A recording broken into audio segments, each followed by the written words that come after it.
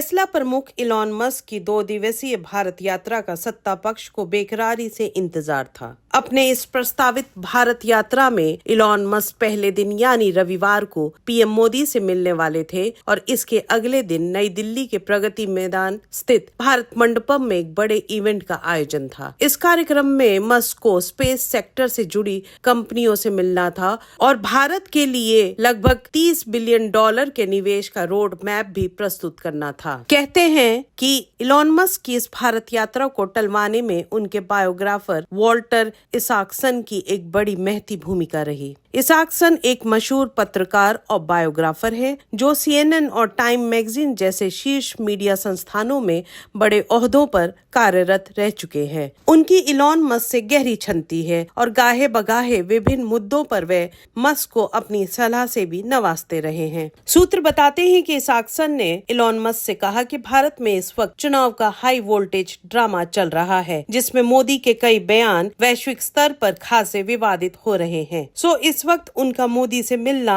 मोदी के विचारों को मान्यता देना होगा। कहते हैं इलॉन मस्क से आनन फानन में इसके बाद अपनी भारत यात्रा कैंसिल कर दी। इसके बाद पीएमओ हरकत में आया। जब इनका इलॉन मस्क से सीधा संपर्क नहीं हो पाया तो फिर पीएमओ ने मस्क के गुजराती दोस्त नीरव टोलिया से सीधा संपर्क साधा जो नेक्स्ट डोर ऐप के संस्थापक और पूर्व सीईओ हैं। कहते हैं कि इसके बाद नीरव ने इलॉन मस्क से बात की और उनसे आग्रह किया कि आप फोन पर ही सही कम से कम एक बार पीएम से बात तो कर लें। इस पहल के बाद ही इलॉन मस्क का एक्स हैंडल पर उनका पोस्ट सामने आया जिसपे उन्होंने इस वक्त भारत न आने की अपनी वजह बताई। हमारे वीडियोस को देखने के बाद लाइक और सब्सक्राइब करना बिल्कुल ना भूलें।